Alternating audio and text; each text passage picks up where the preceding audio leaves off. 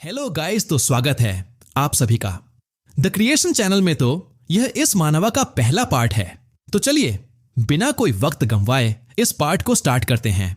कोई अपनी आंखें खोलता है और खुद को एक अनजानी जगह पर पाता है। वह सवाल करता है कि असली में वह कौन है और क्या। शायद वह व्यक्ति पहले ही मर चुका है। वह एक महिला की आवाज सुनता है जो अपने पूर्वजों में से किसी से दया की गुहार लगा रही है।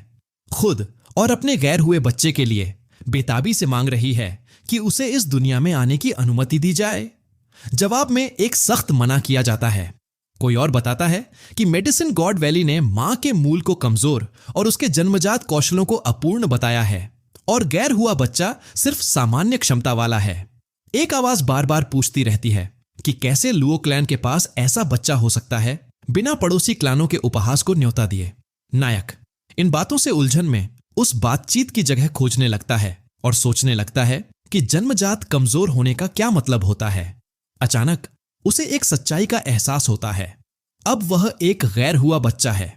किसी रहस्यमयी तरीके से वह एक काल्पनिक संसार में लाया गया है जहां वह अपनी मां का सामना करता है। उसकी मां के गर्भावस्था के बढ़ते संकेत देखकर वह समझ जाता है कि वही बच्चा है जिसके जन्मजात कमजोरियों की चर्चा हो रही है।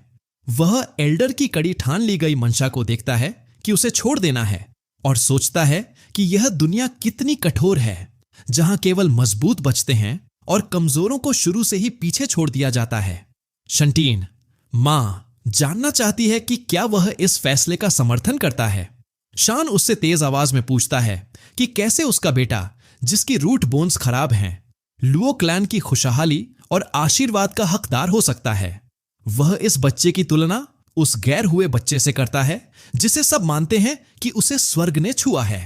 शंटीन की मां गुस्से से भरी आवाज में उसे याद दिलाती है कि उसने एक बार अपनी असली ऊर्जा दी थी ताकि उसका जीवन बचाया जा सके जब वह घायल था और अनजान था।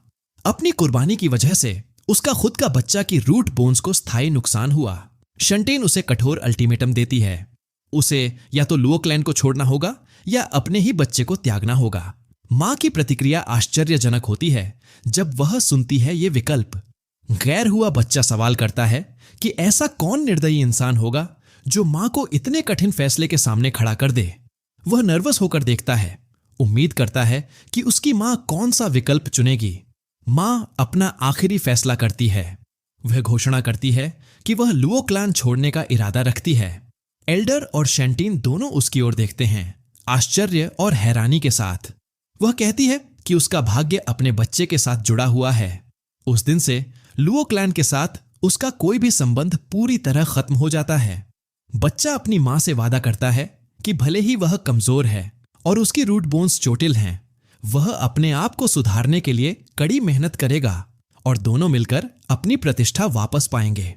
उसी निर्णायक वक्त उसके सामने लेट ब्लूमर सिस्टम नामक एक इलेक्ट्रॉनिक इंटरफेस प्रकट होता है। यह कनेक्शन उसके दृढ़ संकल्प से जुड़ा है जो कल्टीवेशन की ओर बढ़ना चाहता है। वह हैरानी और उत्साह महसूस करता है कि अब उसके पास एक सिस्टम है। सिस्टम का नाम सुनकर वह नाराज हो जाता है और चिल्लाता है कि वह अभी पैदा भी नहीं हुआ, तो उसे लेट ब्लूमर कहना ठीक नहीं। उसे पता चलता है कि सिस्टम का पूरा नाम system of late blooming greatness है और वह सोचता है कि सिस्टम उसे जन्म से पहले ही मेहनत करने के लिए प्रोत्साहित कर रहा है। उस वक्त वह सोचता है कि शायद यह सिस्टम अपनी समय से सैकड़ों साल पहले आ गया है, लगभग 300 साल जल्दी।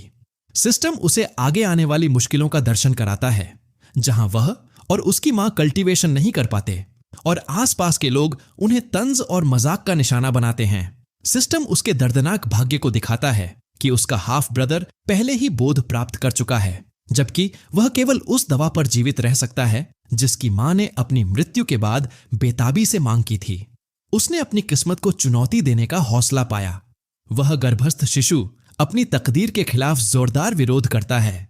भीतर ही भीतर सिस्टम से अपील करता है कि यह दिल तोड़ देने वाला भविष्य दिखाना बंद करे। जब उसे पता चलता है कि सिस्टम 3 सदी पहले ही आ चुका है, तो उसने ठाना कि अपनी निराशाजनक जिंदगी को सफलताओं से भरपूर बनाएगा।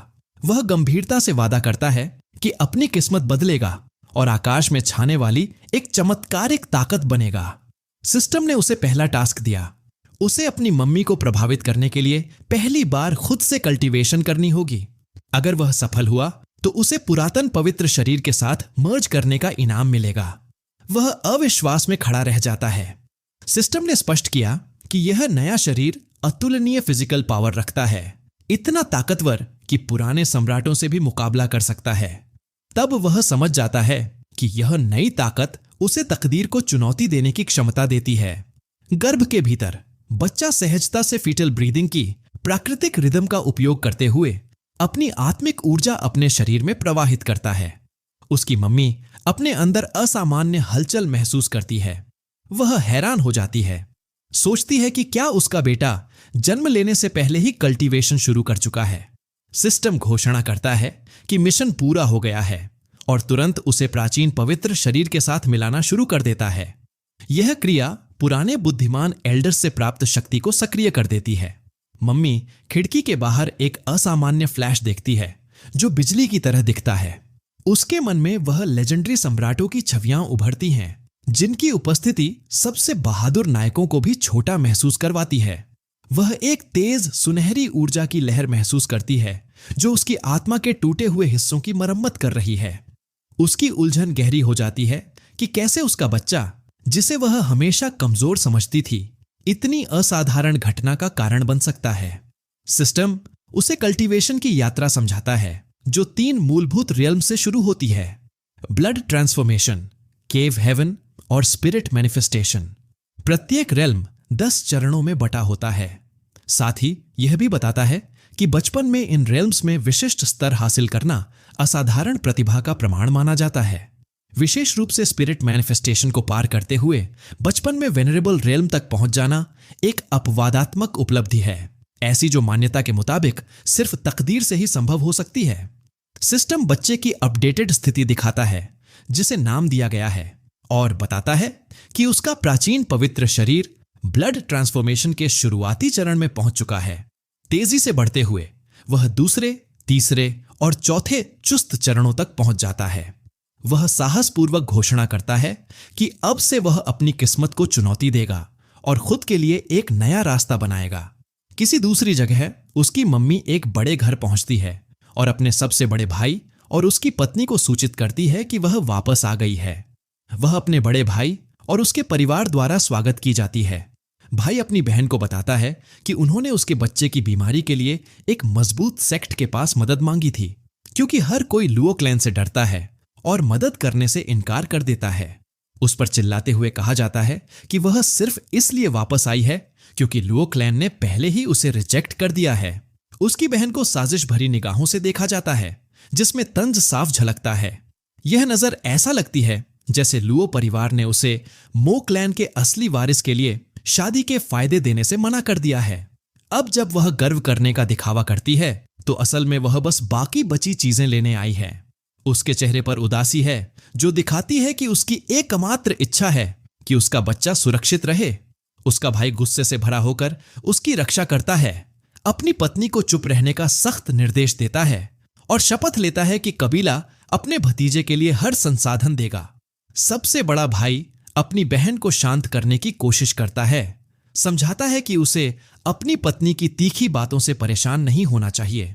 वह बताता है कि भले ही उसकी पत्नी की बोली कठोर है, पर उसके दिल में सच्चाई और भलाई है।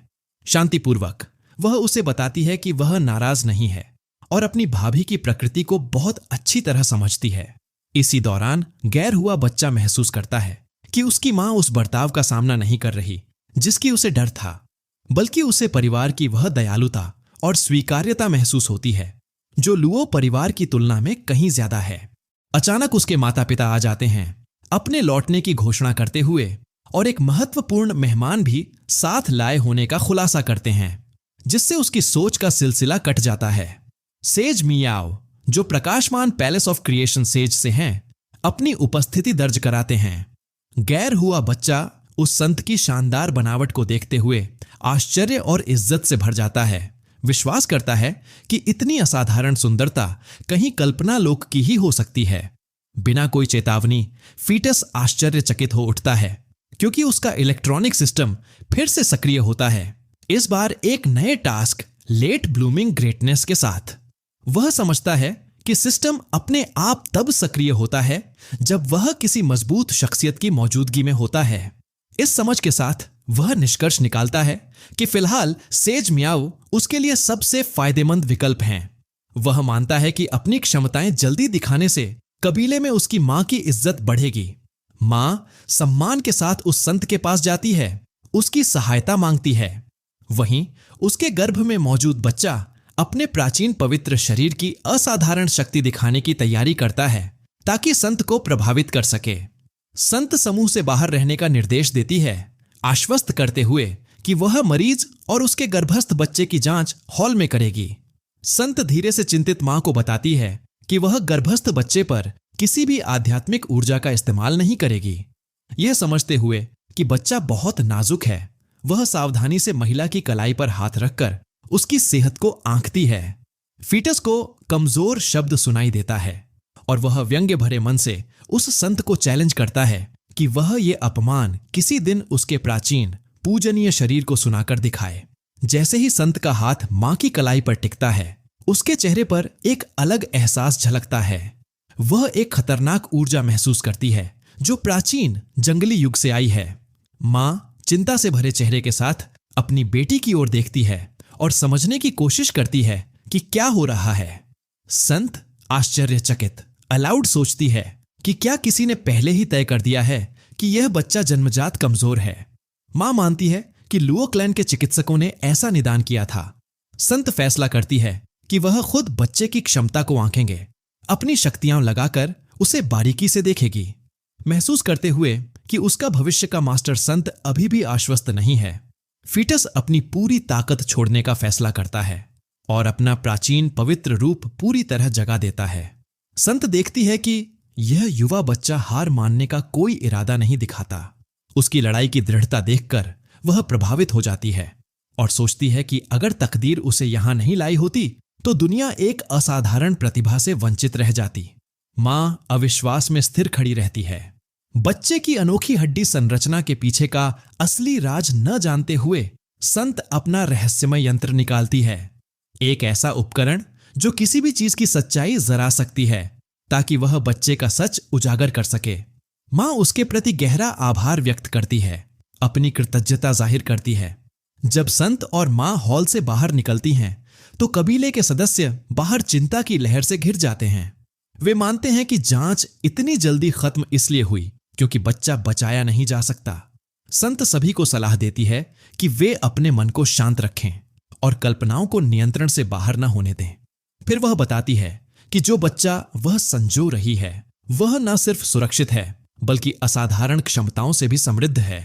सेज मियाओ स्वीकार करती है कि उसकी हाल की जांच ने सच्चाई सामने ला दी और वह खुद को भाग्यशाली मानती है कि वह इस सब को अपनी आंखों से देख पाई। दादाजी चकित दिखते हैं, अपने पोते की प्रभावशाली क्षमताओं पर सोचते हुए याद करते हैं कि उन्हें हमेशा कहा जाता था कि वह जन्मजात प्रतिभाशाली नहीं है।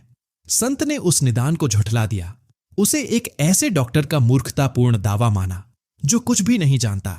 अपनी अनमोल वस्तु की मदद से संत ने पूरे कबीले के सामने एक दुर्गम दृश्य प्रस्तुत किया। आकाश में 9 भव्य सुनहरे ड्रैगन उड़ रहे थे जो बादलों के बीच एक विशाल कांसे के ताबूत को खींच रहे थे। यह दृश्य हर कबीले के सदस्य को हतप्रभ कर गया। उनके चेहरे आश्चर्य और प्रशंसा से चमक उठे। संत बताती है कि 9 शक्तिशाली सॉवरेन ड्रैगन्स में से हर एक के पास इतनी ताकत है कि वह पूरे कबीले को आसानी से समाप्त कर सकता है, एक उंगली से। कबीले के सदस्य आपस में चर्चा करते हैं, यह नहीं जानते कि किसे ताबूत में खींचा जा रहा है। लेकिन दृश्य में एक युवक दिखाई देता है जिसके चेहरे का आकार उसकी मां से बहुत मिलता जुलता है। संत समझती है कि प्राचीन पवित्र शरीर परिवार में प्रकट हो चुका है, जो एक स्वर्गीय सम्राट के निकट आने वाले उदय का संकेत है। दादा दादी खुशी से भर उठते हैं और दादी की आंखों से आंसू बहते हैं। कहती हैं कि उनके परिवार को स्वर्ग से आशीर्वाद मिला है। वह गर्व के साथ अपने पेट को देखती हैं, महसूस करती हैं कि उनका बच्चा सचमुच उन्हें गौरवान्वित कर चुका है और महान सम्मान लेकर आया है। संत अपनी दिशा मां की ओर मोड़ती है। वह बताती है कि वह औपचारिकताओं को छोड़ना चाहती है और सीधे मुद्दे पर आना चाहती है। प्रस्ताव रखती है कि उस महिला का बच्चा पैलेस ऑफ इटर्नल क्रिएशन में उसकी शिष्य बने। वह आश्वस्त करती है कि वह उसकी प्रगति का मार्गदर्शन और समर्थन करेगी और उसके प्रशिक्षण के दौरान उसके साथ रहेगी जब तक वह दुनिया की अतुलनीय शक्ति न बन जाए। कबीले के सदस्य फिर से हैरान रह जाते हैं क्योंकि वे पहचानते हैं कि यह प्रस्ताव हेड डिसाइपल की प्रतिष्ठित भूमिका से जुड़ा है, एक ऐसा पद जिसे पाने के लिए शाही परिवार के वारिस भी अपनी जान की बाजी लगाते हैं। वहीं गर्भस्थ बच्चा मानता है कि पैलेस ऑफ क्रिएशन एक उत्कृष्ट सेक्ट है जो उसके सिस्टम के लिए आवश्यक तीसरे दर्जे की सेक्ट से बहुत ऊपर है। वह उत्साह से सोचता है कि उसकी इनाम कितनी बड़ी होगी।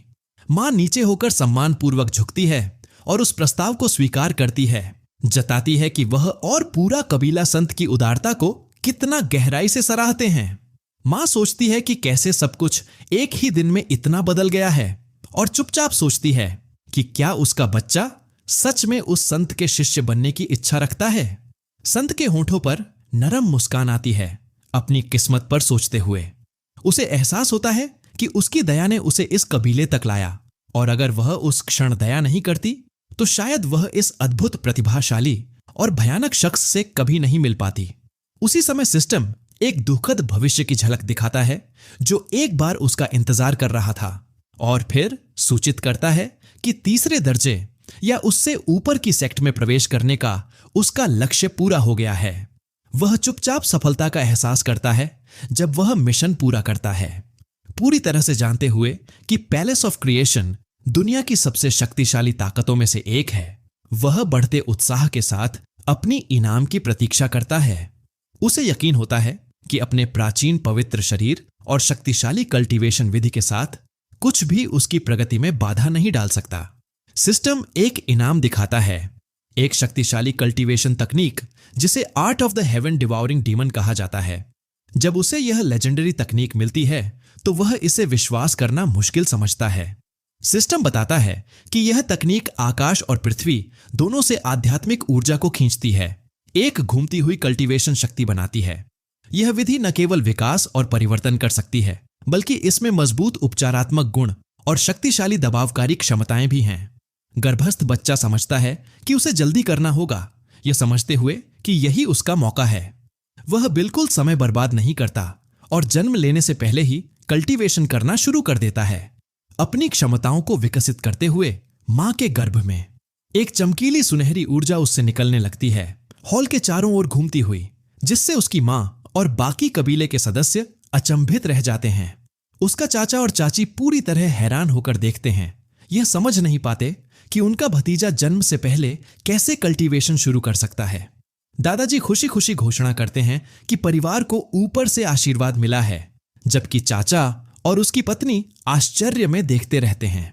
इसी बीच सेज मियाव खुद को खुश नसीब महसूस करती है क्योंकि वह सोचती हैं कि प्राचीन पवित्र शरीर वाला शिष्य होने की वजह से इमॉर्टल पैलेस के टूर्नामेंट में एक सदी बाद लोग उसकी वंशावली को कमजोर कहने से डरेंगे। संत घोषणा करती है कि नया छात्र लेने के लिए एक परिचय चिन्ह जरूरी होता है और एक मेंटर के रूप में वह उससे कोई कीमती उपहार देना चाहती है। अभी भी अपने भ्रूण रूप में आत्मविश्वास से भरपूर वह मानता है कि उसकी पवित्र काया और शक्तिशाली हेवन डिवाउरिंग डीमन टेक्निक से यह खजाना तुरंत उसे अपना वास्तविक मालिक मान लेगा। आध्यात्मिक ऊर्जा के साथ वह खजाने को बुलाता है। निश्चित है कि एक सामान्य वस्तु को अपने कब्जे में लेना उसके लिए कोई चुनौती नहीं होगी।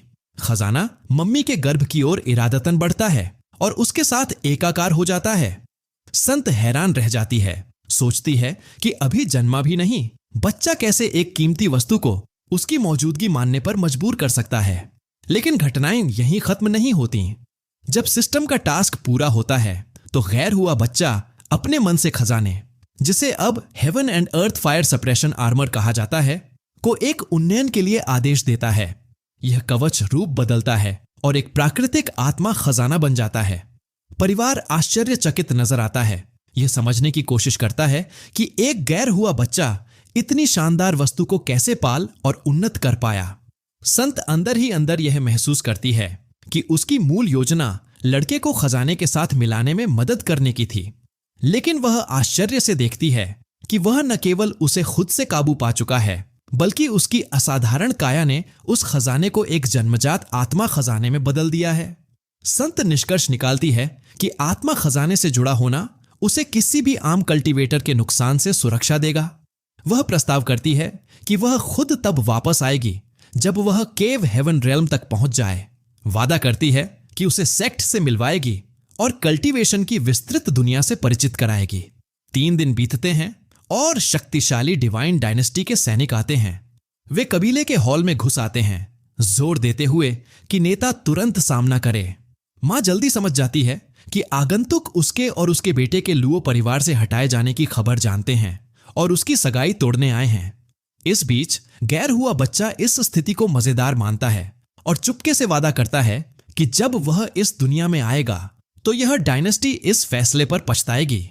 सैनिकों का कमांडर फीटस के चाचा की तरफ मुड़ता है और कई साल पहले तय हुए विवाह समझौते का जिक्र करता है। चाचा गुस्सा लिए हुए अचानक और तनावपूर्ण प्रवेश के लिए स्पष्टीकरण मांगता है। नेता अपने नाम को जनरल वू काई बताता है और आधिकारिक रूप से घोषणा करता है कि विवाह समझौता अब लागू नहीं रहा। चाचा का गुस्सा बढ़ता है और वह याद दिलाता है कि यह राजनीतिक गठबंधन इस डायनेस्टी ने ही शुरू किया था। अब वे परिवार के सम्मान की परवाह किए बिना इसे रद्द कर रहे हैं। जनरल वूची जवाब देता है कि सबको पहले से पता है कि मां को निष्कासित कर दिया गया है। यह दावा करता है कि अब उसके बच्चे का वारिस के रूप में कोई हक नहीं रह गया और शक करता है कि यह छोटा कबीला उनकी शक्तिशाली डायनेस्टी के साथ गठबंधन का हकदार है। वहीं गैर हुआ बच्चा उनके इस दावा को चुपचाप नकार देता है। अपने मन में वादा करता है कि यही जनरल एक दिन घुटनों पर आकर उससे कहेगा कि उसे उनकी राजकुमारी से शादी करने दे जैसे ही वह पैदा होगा। जनरल अपने तंज भरे शब्दों को जारी रखता है, कहता है कि उनके सम्राट ने दया दिखाकर उसे भेजा है। वह जोर देता है कि अगर यह दया न होती तो वे स्वयं शाही हॉल के सामने झुक गए होते, अपनी राजकुमारी के लिए शाही दर्जे वाली शादी की मांग करते, बजाय कि परिवार के उस अपूर्ण दुर्बल वारिस के साथ जिसका वे हकदार नहीं समझते। चाचा घोषणा करता है कि लड़का अपनी बेहूदी हरकतों और उस पर लगाए गए आरोपों के कारण मौत का हकदार है। जनरल चीखते हुए तंज भरी हंसी सुनाता है और चाचा की ओर तिरस्कार से देखता है। वह तुरंत फीटस की ओर बढ़ता है जिसे वह बेकार मानता है खत्म करने के लिए। गर्भस्थ बच्चा गुस्से से भर जाता है जब कोई उसकी मां को चोट पहुंचाने की कोशिश करता है। अचानक एक विशाल प्रेतात्मा का हाथ प्रकट होता है और जनरल के वार को रोक देता है। जनरल चौंक कर पुकारता है और जल्दी से एल्डर्स को बुलाता है। 2 बुजुर्ग लोग आते हैं। उनकी हंसी आसपास गूंजती है। वह पात्र परिवार के दादा का मजाक उड़ाता है, फिर सुझाव देता है कि वह खुद बूढ़े व्यक्ति को सिखा सकता है। जनरल वूची 2 बुजुर्गों को सबके सामने पेश करता है और स्पष्ट करता है कि वे एल्डर्स हैं जो डायनेस्टी की शाही अदालत में अनुभवी कल्टीवेटर्स हैं। वहीं गर्भ में अनबॉर्न चाइल्ड चुपचाप देखता है कि ये दोनों प्राचीन व्यक्ति प्रभावशाली कल्टीवेशन कौशल रखते हैं। चाचा गुस्से में आवाज उठाता है और महान डायनेस्टी पर आरोप लगाता है कि उन्होंने कुख्यात और अपमानजनक एल्डर्स के साथ हाथ मिला लिया है। वह चुनौती देता है कि क्या उनकी डायनेस्टी को उनके कर्मों पर कोई शर्मिंदगी है। एक एल्डर चिड़चिड़ाहट से प्रतिक्रिया करता है, चाचा को नीचा दिखाते हुए पूछता है कि क्या उसे बोलने का अधिकार है। उसी वक्त एक एल्डर अचानक चाचा पर झपटा, जिससे दादा बीच में आकर उसकी रक्षा करते हैं। दादा चाचा को पकड़ते हैं, लेकिन हमला उनकी तरफ धकेल देता है। इस हड़बड़ी में दूसरा एल्डर मौका पाकर बच्चे को जन्म देने वाली महिला पर तलवार से घातक वार करता है। तंज भरे मुस्कान के साथ वह जोर देता है कि दादा के पास इतना बल नहीं कि वह सबकी रक्षा कर सके। बिना किसी हिचकिचाहट के फीटस के अंदर वाला सिस्टम घातक खतरा पहचानता है और तत्काल मिशन को सक्रिय करता है। उसे मां की रक्षा का आदेश देता है। गर्भस्थ बच्चा प्रचंड क्रोध से भर जाता है। ऐसे निर्दयता पर आहत होता है कि किसी गर्भवती को हमला किया जाए। उसी पल वह शक्तिशाली हेवन डिवाउरिंग डीमन 8 छोड़ता है। अपनी शक्ति को आक्रमण को निगलने के लिए निर्देशित करता है। एक घूमता हुआ चक्रिक वॉर्टेक्स बनता है जो एल्डर्स के हमलों से निकली आध्यात्मिक ऊर्जा को समेट लेता है। एल्डर्स अविश्वास में खड़े रह जाते हैं, चौंक जाते हैं और भ्रमित हो जाते हैं जब उनकी ताकत उनकी आंखों के सामने गायब हो जाती है। दादा सोचने लगते हैं कि कौन परिवार का समर्थन करने आया होगा। भयभीत एल्डर्स मिलकर नीली स्पेक्ट्रल हाथों की लहर भेजते हैं, एक सामंजस्यपूर्ण हमले के रूप में।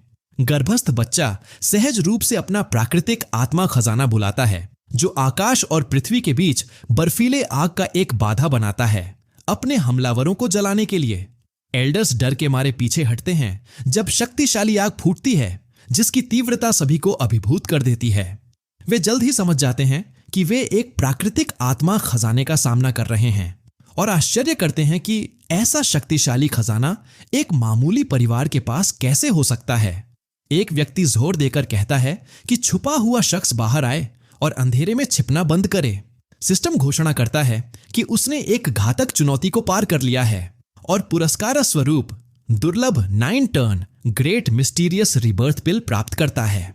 निर्देश कहते हैं कि इस गोली को निगलते ही आध्यात्मिक ऊर्जा तुरंत भर जाएगी। भरोसा दिलाते हुए गैर हुआ बच्चा चुपचाप वादा करता है कि वह आज ही परिवार की शान वापस पाएगा। दूर कहीं सेज मियाओ आत्मा खजाने की अचानक शक्ति महसूस करती है, दंग रह जाती है और समझती है कि उसका शिष्य पहले ही इसका उपयोग कर चुका है। भले ही उसने 3 दिन पहले ही विदा ली हो, वह अपनी शक्तियों को केंद्रित कर आसपास हो रही घटनाओं को देखने की कोशिश करती है।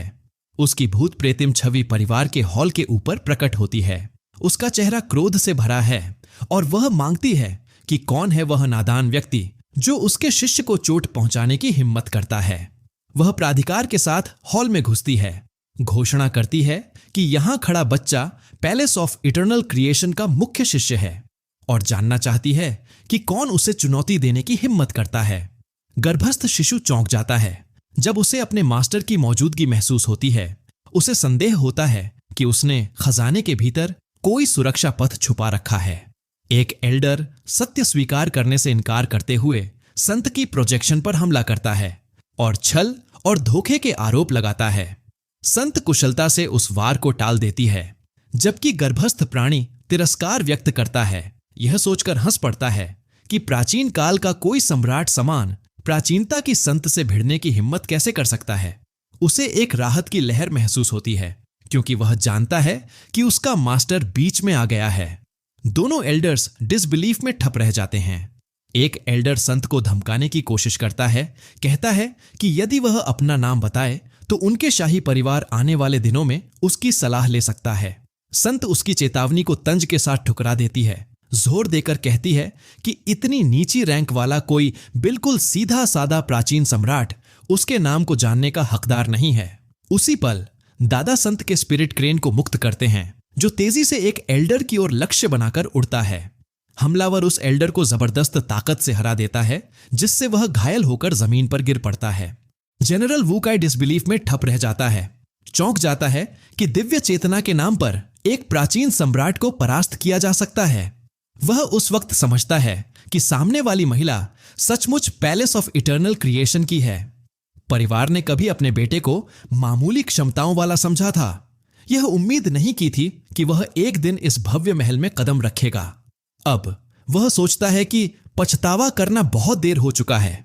हारने वाले एल्डर ने जनरल से लड़ाई से पीछे हटने की विनती की। जनरल संत द्वारा उत्पन्न छवि को देखकर भयभीत है, अविश्वास में है और इस बात को स्वीकार नहीं कर सकता कि ऐसा सचमुच हो रहा है।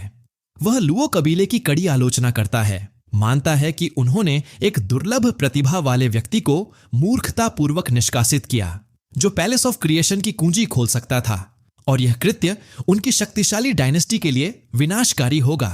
परिवार के बुजुर्ग मुखिया ने बुद्धिमान संत से गंभीर विनती की, स्वार्थी लोगों के लिए दया मांगी, आशा जताई कि वे लंबे समय तक जीवित रहें ताकि वे देख सकें कि उनका पोता कितना असाधारण व्यक्तित्व बनने जा रहा है।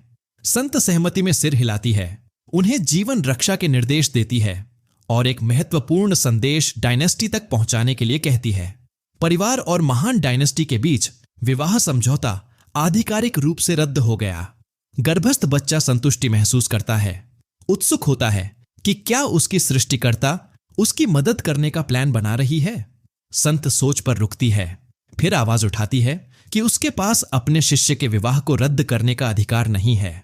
वह ऊर्जा छोड़ती है जो सैनिकों को पीछे धकेलती है और रद्दीकरण का दस्तावेज उनकी ओर फेंकती है, साफ संकेत देते हुए कि यह उसका शिष्य है जिसने उनकी डायनेस्टी की राजकुमारी से शादी करने से इनकार किया है। संत समूह से कड़ी आवाज में पूछती है कि वे यहां क्यों रुके हैं। वह उन्हें याद दिलाती है कि उन्हें सगाई के उपहार लौटाने होंगे। साफ कहती है कि अगर वे ऐसा नहीं करते तो वह खुद आकर उन्हें वापस लेगी। जनरल हार का सामना करते हुए अनिच्छा से हामी भरता है। जब आगंतुक चले जाते हैं, रिश्तेदार सम्मान के साथ बुद्धिमान महिला को गहरी झुककर सम्मान देते हैं। चाचा उनका दिल से धन्यवाद करता है, स्वीकार करता है कि उनकी समय पर मदद और स्पिरिट ट्रेजर की शक्ति ने परिवार को भयानक तकदीर से बचाया। बुजुर्ग व्यक्ति आगे बढ़ता है और अपने पूरे परिवार की ओर से उस असाधारण उदारता के लिए गहरा आभार प्रकट करता है। संत समूह को चिंता न करने की सलाह देती है, समझाती है कि उसे अपने शिष्य के रूप में स्वीकार करने से उनका परिवार भी उससे जुड़ गया है। हालांकि वह कहती है कि यह कहना सही नहीं होगा कि वह खुद स्पिरिट ट्रेजर को नियंत्रित करती है। स्पिरिट क्रेन हंसता है, कहता है कि उसका मास्टर ईमानदार है और कभी उस चीज की स्वीकृति नहीं लेगा जो उसके शिष्य ने हासिल की है। बुद्धिमान एल्डर अपने पोते को आश्वस्त करता है कि उनका परिवार हर संभव संसाधन इकट्ठा करेगा ताकि उसकी मदद कर सके। गर्भस्थ शिशु इन विचारों से गहरा प्रभावित हुआ। पूरा विश्वास था कि यह व्यक्ति उसका सच्चा मास्टर है। दादा ने संत के इरादे समझ लिए और सभी को बाहर जाने का संकेत दिया। अकेले उससे बात करना चाहता था। जब सभी बाहर चले गए तो दादा संत की ओर मुड़े और जोर से सोचने लगे कि उसके पोते में कौन सी अनोखी शारीरिक विशेषताएं हैं जिससे वह जन्म लेने से पहले ही आत्मा का खजाना संभाल सकता है। संत बताती है कि बच्चा उस दुर्लभ और प्राचीन पवित्र शरीर को धारण करता है जिसकी कहानियां कथाओं में कही जाती हैं। दादा ठिठक गए, अविश्वास में डूबे हुए।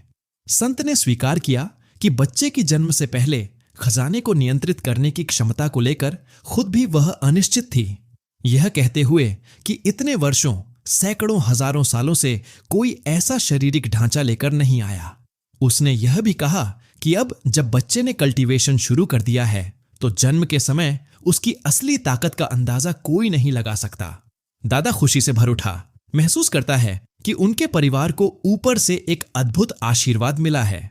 संत सावधानी बरतती है कि प्राचीन पवित्र शरीर की कल्टीवेशन में असाधारण संसाधन चाहिए होते हैं, यह जोर देते हुए कि पैलेस ऑफ क्रिएशन में दाखिला लेने से पहले एक मजबूत आधार तैयार करना जरूरी है। बुजुर्ग व्यक्ति टाइमली रिमाइंडर के लिए धन्यवाद करता है, आश्वासन देता है कि कबीला मिलकर परिवार के लिए एक मजबूत और स्थिर भविष्य सुनिश्चित करेगा। चाचा की पत्नी उत्साह से खुश होती है, आत्मविश्वास से कहती है कि परिवार महान सफलता के कगार पर है। चाचा दृढ़ता से कहता है कि उन्हें यह सुनिश्चित करना चाहिए कि लुओ कबीले को अपने निर्णय पर पछतावा हो। गर्भ के सुरक्षित वातावरण में वह हाल की घटनाओं पर विचार करता है। उसे एहसास होता है कि इस दुनिया में केवल मजबूत ही असली ताकत रखते हैं। उसे याद आता है कि उसकी अद्भुत मास्टर ने बिना ज्यादा प्रयास के अपने दुश्मनों को परास्त किया था, मजबूर किया था कि वे अपनी सारी ताकत लगाएं।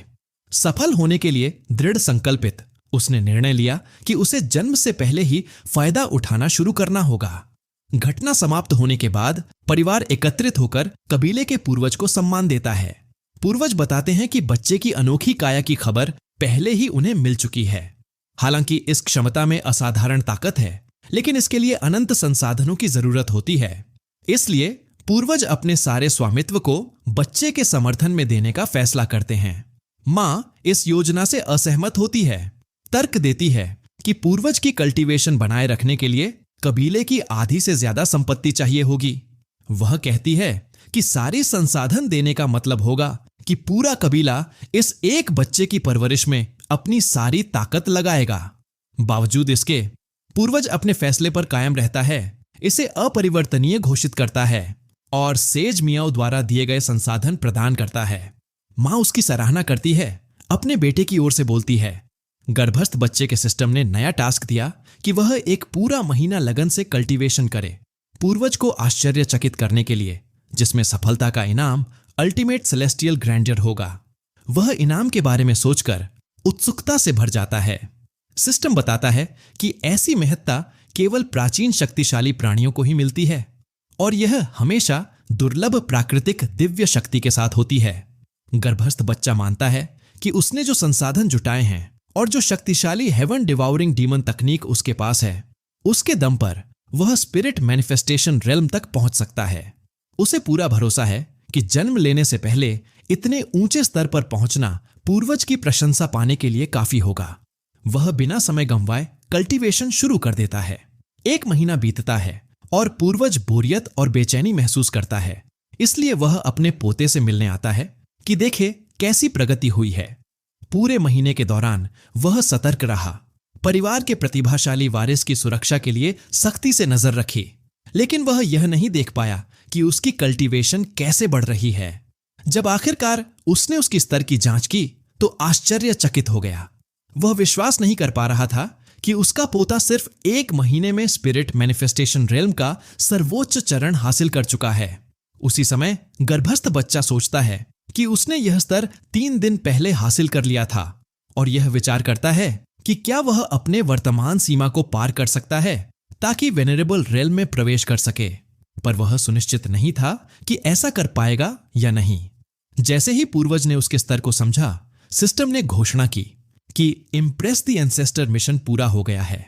फीटस ने एक चालाक मुस्कान दी, मजे से देखा कि उसका पूर्वज कितना जल्दी प्रभावित हो गया। अंतिम इनाम एक राजसी भूतिया आकृति के रूप में प्रकट हुआ जो एक शक्तिशाली उपस्थिति छोड़ रही थी। उसकी आभा को महसूस करते ही गर्भस्थ बच्चे ने महसूस किया कि उसकी प्रगति की बाधाएं घुलने लगी हैं।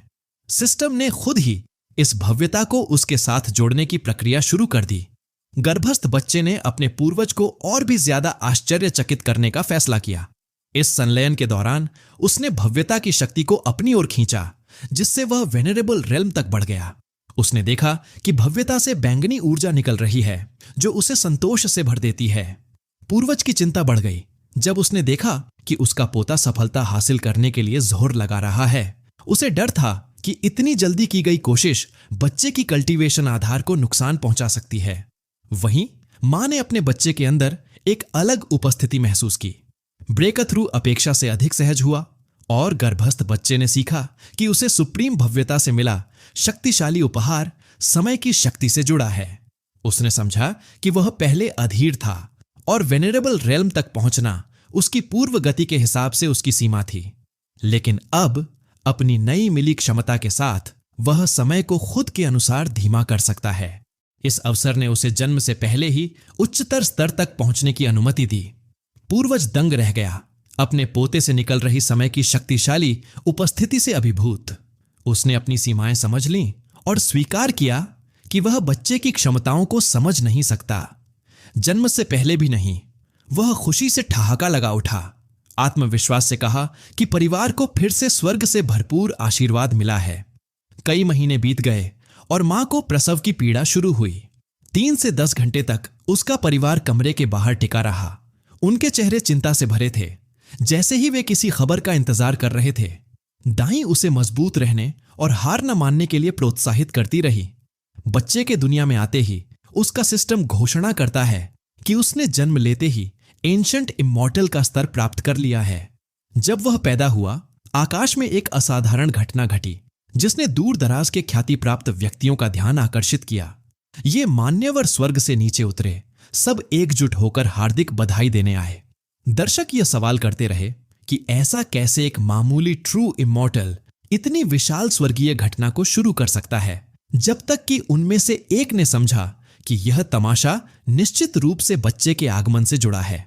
शक्तिशाली डायनेस्टी का एक सदस्य मुड़कर चला गया, तब उसे एक अधिक अनुभवी व्यक्ति ने डांटा। उसने समझाया कि अफवाहें बहुत पहले खत्म हो चुकी हैं।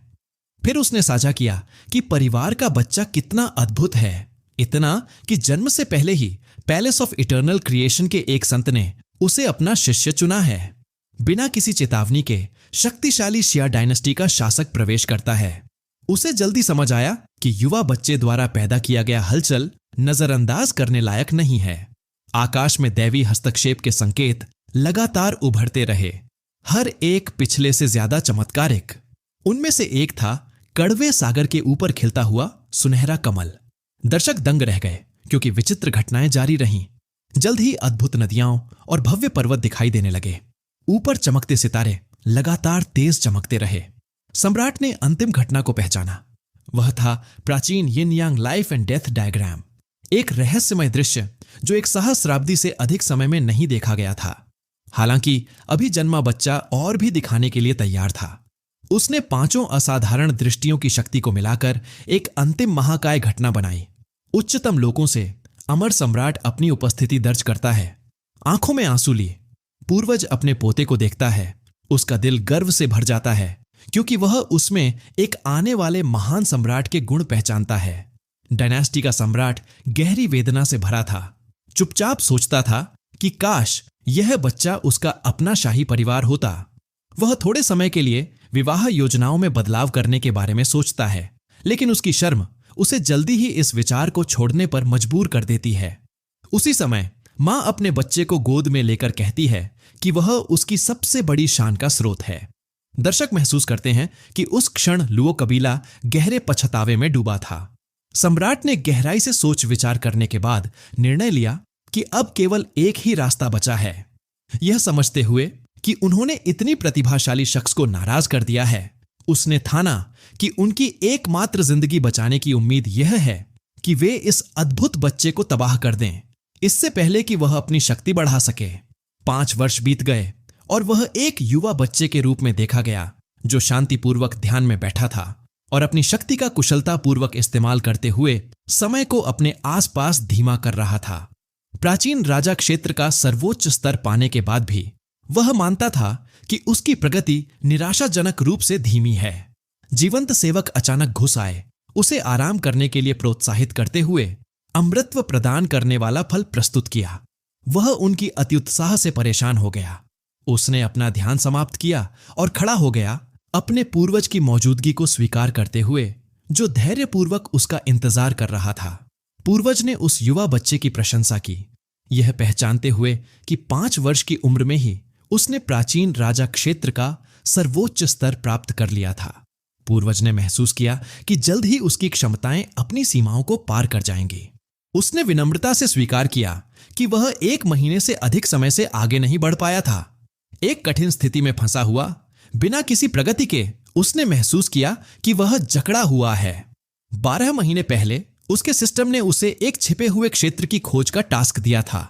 फिर भी वह कबीले की दीवारों के भीतर फंसा रहा क्योंकि महान डायनेस्टी और लुओ कबीले दोनों ने उसे निशाना घोषित कर दिया था। उसने कबीले के अंदर एक छिपे हुए खतरे को भी महसूस किया था। एक दिन जब वह अभ्यास कर रहा था तो एक दुष्ट और विषैले प्राणी ने उसे अस्थिर कर दिया। रास्ता पीछे जाकर वह कबीले के स्थान के पीछे की पहाड़ी पर पहुंचा। उस समय उसने एक डरावनी और बुरी उपस्थिति का एहसास किया, यह समझते हुए कि उसकी क्षमताएं इसके खिलाफ खड़े होने के लिए बहुत कमजोर हैं। वह एक ऐसा जाल पाता है जो राक्षसों को दबाने के लिए बनाया गया था। फिर भी एक मजबूत ताला अब दरारें दिखा रहा था जो बताता था कि वह भी कमजोर पड़ने लगा है। भीतर से खतरे और बाहर से घातक आदेश का सामना करते हुए उसने महसूस किया कि उसकी क्षमताएं जरूरी स्तर से बहुत कम हैं। उसने निष्कर्ष निकाला कि अगर वह जल्दी अपनी क्षमताएं मजबूत करना चाहता है तो उसे छिपे हुए क्षेत्र की खोज करनी होगी। उसने अपने पूर्वज के साथ बातचीत फिर से शुरू की, बताते हुए कि उसने पीछे की पहाड़ी में असामान्य उपस्थिति का पता लगाया है। पूर्वज ने स्वीकार किया कि उसने भी इसे महसूस किया था। उसने सांत्वना दी, समझाते हुए कि यह प्राणी सामान्य परिस्थितियों में ताले को तोड़ नहीं सकता। हालांकि उसकी बात अचानक एक चिंताजनक खबर के आने से टूट गई। कबीले का एक सदस्य कमरे में भागा और तात्कालिक खबर दी कि पूर्वज के छिपे हुए क्षेत्र ने उनके पूर्वी सागर में रुख किया है। उसने बताया कि डायनेस्टी और लुओ कबीले पहले ही उसे हासिल करने की कोशिश में एकजुट हो चुके थे। पूर्वज ने समय न गंवाया और पूरे कबीले को एक बैठक के लिए बुलाया। उन्होंने अपनी भागीदारी की दृढ़ता व्यक्त की, आत्मविश्वास से कहा कि उनकी हाल की प्रगति प्राचीन राजा क्षेत्र तक पहुंचने की उन्हें इसके योग्य बनाती है। यह सुनकर पूर्वज ने सहमति में सिर हिला दिया। बैठक के दौरान पूर्वज ने बताया कि शुरुआती विषय उसके पोते से संबंधित है। उन्होंने सभी को बताया कि उन्होंने कुछ महीने पहले अपनी कल्टीवेशन का उच्चतम स्तर प्राप्त कर लिया है, लेकिन चूंकि वे अगले चरण को पार नहीं कर पाए थे, वे कबीले को छोड़कर नई अनुभवों की तलाश करना चाहते थे ताकि उनकी प्रगति हो सके। प्रतिभागियों ने उसकी रैंक की पुष्टि की और बुजुर्ग उसकी तेज प्रगति को प्रशंसा से देखा। फिर भी वे उसकी निर्णय का कड़ा विरोध करने लगे, यह मानते हुए कि यह यात्रा बहुत जोखिम भरी है और उनके दुश्मनों ने एक साफ जाल तैयार कर रखा है। पूर्वज ने प्रस्तावित किया कि उसके लिए ब्रेक द एंशंट पिल खरीदी जाए, बजाय इसके कि उसे खतरे का सामना करना पड़े, और चाचा ने इस विचार को स्वीकार कर लिया। उसने महसूस किया कि जिस अपार प्रशंसा ने उसे रोकना शुरू कर दिया था, उससे उसकी वृद्धि कठिन हो रही थी। उसने उनकी बातचीत में हस्तक्षेप किया, दूसरों से कहा कि वे उसके विचार सुने। वह उनकी चिंताओं को समझता था, फिर भी सोचता था कि अगर वह हमेशा कबीले की सुरक्षा पर निर्भर रहेगा तो वह कभी भी अधिक शक्तिशाली कैसे बनेगा। उसने बताया कि भले ही उसने अपने क्षेत्र में उच्चतम स्तर प्राप्त कर लिया हो, उसने कभी जीवित रहने के लिए सच्ची लड़ाई का अनुभव नहीं किया है। उसने उस शक्तिशाली आर्टिफैक्ट का भी उल्लेख किया जो उसके गुरु ने उसे दिया था, यह बताते हुए कि पुरानी काल की एक दंतकथा सम्राट भी उसे उससे छीनने में संघर्ष करेगा। उसने बाहर जाकर चुनौतियों का सामना करके अधिक शक्तिशाली बनने की अनुमति मांगते हुए विनती की। लड़के की बात सुनने के बाद चाचा ने कहा कि जब वे 5 साल के थे तब उन्होंने ऐसे जोखिम कभी नहीं देखे थे। पूर्वज चुपचाप मान गए कि उसकी कल्टीवेशन बाकी अधिकांश से आगे बढ़ चुकी है और उसे अपनी राह चुनने का अधिकार है। पूर्वज थोड़ी हिचकिचाहट के साथ अंततः सहमति दे दी। फिर भी उन्होंने चेतावनी दी कि लुओ क्लान और राजवंश के सबसे प्रतिभाशाली सदस्य पहले ही गुप्त क्षेत्र में जा चुके हैं। उन्होंने समझाया कि उन्होंने विशेष रूप से उसके लिए एक जाल तैयार किया है जहां प्राचीन सम्राट पहले से ही इंतजार कर रहे हैं। जैसे ही उसकी असली पहचान जाहिर होगी, हमला करने को तैयार। उसने दृढ़ता से तिरस्कार के साथ जवाब दिया, आश्चर्य करते हुए कि कोई पुरानी सम्राट जैसी मामूली चीज से क्यों डरेगा। पूर्वज जोरदार हंस पड़े, स्पष्ट रूप से अपने पोते के संकल्प से प्रभावित होकर, और घोषणा की कि यह अडिग निश्चय वास्तव में हमारे कबीले के वंशजों की आत्मा को दर्शाता है। उन्होंने उसे जाने की अनुमति दी, सुरक्षित रहने की सलाह दी और कृतज्ञता व्यक्त की। बिना किसी हिचकिचाहट के वह तुरंत अपनी यात्रा शुरू कर दिया।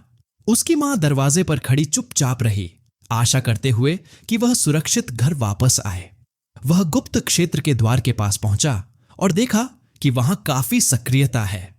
वह पास में खड़े एक कल्टीवेटर के करीब गया, उन्हें शिष्टाचार से अभिवादन किया और पूछा कि क्या वे कभी उस प्रसिद्ध गुप्त क्षेत्र में गए हैं जो प्राचीन आर्शिकी थी। शुरू में कल्टीवेटर चिढ़ गया, लेकिन जब उसने उसके कपड़ों की महीन बुनावट और सुंदर डिजाइन देखा तो उसे लगा कि यह शख्स एक प्रतिष्ठित परिवार का युवा वारिस हो सकता है। उसने अपनी बात कहने का ढंग बदला और सकारात्मक जवाब दिया। उसने खुद को एक साधारण संप्रदाय का सदस्य बताया और बच्चों और युवाओं की इस बड़ी सभा के बारे में उत्सुकता जताई। कल्टीवेटर ने कड़वे लहजे में बताया कि बड़ी शक्तिशाली संस्थाएं जैसे महान डायनेस्टी और लुओ क्लैन ने इस रेल्म पर काबू पा लिया है और केवल 18 साल से कम उम्र के लोग ही अंदर जाने की अनुमति पाते हैं। उसने उस प्रतिभाशाली लोगों के बारे में स्पेक्यूलेशन की जो उसके विरोधियों ने भेजे होंगे। इसी समय शक्तिशाली डिवाइन डायनेस्टी की एक प्रतिनिधिमंडल बड़ी प्रिंसेस के नेतृत्व में आई। उसकी खूबसूरती देखकर हर कोई दंग रह गया। उसकी एक अटेंडेंट ने उसके सामने अपनी पसंदीदा बनने की कोशिश की, तारीफों के साथ राइवल्स की बुराई करते हुए। प्रिंसेस ने अपनी बुद्धिमत्ता दिखाई और चेतावनी दी कि दूसरों को कम मत आंको। उसने 2 जबरदस्त राइवल्स की असाधारण क्षमताओं को उजागर किया, युवा लुओ क्लैन के रहस्यमय वारिस और उस परिवार का बेटा। उसने अपनी डायनेस्टी के एक महत्वपूर्ण समर्थक के खोने पर दुख व्यक्त किया। अटेंडेंट ने इस घटना का दोष कुख्यात जनरल वुकाई पर डाला, लेकिन प्रिंसेस ने तुरंत हस्तक्षेप किया, कहा कि वो रुक जाएं और इस गलती से मिलने वाले सबक पर ध्यान दें। दोनों अटेंडेंट्स ने सहमति में सिर हिला दिया। दूर से उसने प्रिंसेस को देखा, उसकी ग्रेसफुल उपस्थिति से मंत्रमुग्ध होकर। उसने महसूस किया कि जो जनरल पहले उसके परिवार का अपमान कर चुका था, प्रिंसेस में गर्व या घमंड की कोई झलक नहीं थी। लुओ क्लैन का भव्य प्रवेश हुआ। उनका कैरेज बिजली की कड़कड़ाहट के साथ आता हुआ दिखा। उसने राहत की मुस्कान के साथ उनका आगमन देखा, क्योंकि वह चुपचाप चिंता कर रहा था कि वे शायद न आएं। क्लैन के एक वरिष्ठ सदस्य ने उनके चुने हुए प्रतिनिधि को ग्रैंड प्रिंसेस को सीक्रेट रियल्म के लिए कंटेंडर के रूप में प्रस्तुत किया। लू डोंग ने उसे संबोधित करने की कोशिश की। उसने ऐसा व्यवहार किया जैसे वह वहां ही नहीं है, उसे कोई ध्यान नहीं दिया। वह अपनी बगल में खड़ी वृद्ध महिला की ओर मुड़ा और प्रस्ताव दिया कि वे साथ मिलकर गुप्त क्षेत्र को खोलें। लू डोंग को शर्मिंदगी और बढ़ती नाराजगी का मिश्रण महसूस हुआ। प्रत्येक क्लैन के नेता मिलकर गुप्त क्षेत्र के प्रवेश द्वार को खोलने के लिए कड़ी मेहनत करने लगे। जूनियर्स को तुरंत अंदर जाने के निर्देश दिए गए। उसने सोचा कि अब वह पल आ गया है जब उसे लुओ क्लैन से बदला लेना चाहिए, जो उन्होंने पहले किया था। जब वह एंट्रेंस के पास पहुंचा तब लुओ क्लैन की एल्डर महिला वानू ने उसे देखा। उसने तुरंत देखा कि उसकी शक्ल उसकी मां से कितनी मिलती है। उसने समझ लिया कि यह युवा क्लैन का प्रतिभाशाली सदस्य होगा और उसकी बहादुरी देखकर हैरान रह गई कि वह इतनी खतरनाक जगह में आया। इस बीच उसने उसकी राह रोकने की कोशिशों को चतुराई से टाला और बिना किसी दिक्कत के सीक्रेट रियल्म में घुस गया। बाहर लुओ क्लैन की एल्डर वोंग ने परिवार को चेतावनी देने का फैसला किया। उसने खामोशी से यह वादा किया कि क्योंकि उसने हिम्मत दिखाई है, वह सुनिश्चित करेगी कि वह जीवित इस जगह से कभी न निकले। उसी समय उसने रहस्यमय गुप्त क्षेत्र में अपनी यात्रा शुरू की। वह उन राक्षसों से मिला जिनके पास अलौकिक शक्तियां थीं। उसने महसूस किया कि वे जीव पूरी तरह से स्पिरिचुअल एनर्जी से बने हैं, इसलिए उन्हें आसानी से हरा सकता था। उसे विश्वास था कि वे चीजें उस पर कोई असर नहीं डाल सकती। वह समझ चुका था कि उसके सिस्टम से मिलने वाले रिवॉर्ड्स बाकी सब चीजों से कहीं ज्यादा कीमती हैं, इसलिए वह पूरी सतर्कता से चल रहा था। जानता था कि लुओ क्लैन और डायनेस्टी दोनों उसकी हरकतों पर नजर रख रहे हैं और पहले ही उसके लिए दीवारों के बाहर जाल बिछा चुके हैं। अपनी वर्तमान क्षमताओं को पर्याप्त न पाते हुए उसने समझा कि उसे इस मौके का फायदा उठाकर खुद को नए स्तर पर ले जाना होगा। अचानक उसके सिस्टम ने बताया कि एंशंट सेज के सीक्रेट रियल्म को खोजने का मिशन सफलतापूर्वक पूरा हो गया है। उस आकृति ने उसे शक्ति से भर दिया, सदियों की कल्टीवेशन से जमा हुई शक्ति प्रदान की। बिना समय गवाए उसने आराम किया, उस भारी ऊर्जा के क्षेत्र को हार्नेस करने के लिए उत्सुक और अपनी आने वाली ट्रांसफॉर्मेशन की सीमा को जानने को उत्सुक। शक्तिशाली ऊर्जा की एक लहर ने स्वर्णिम रोशनी का एक विशाल स्तंभ बना लिया जो आसमान की ओर फट पड़ा। वह घटना तुरंत ही सीक्रेट रियल्म के हर युवा कल्टीवेटर की नजरें अपनी ओर खींचने लगीं।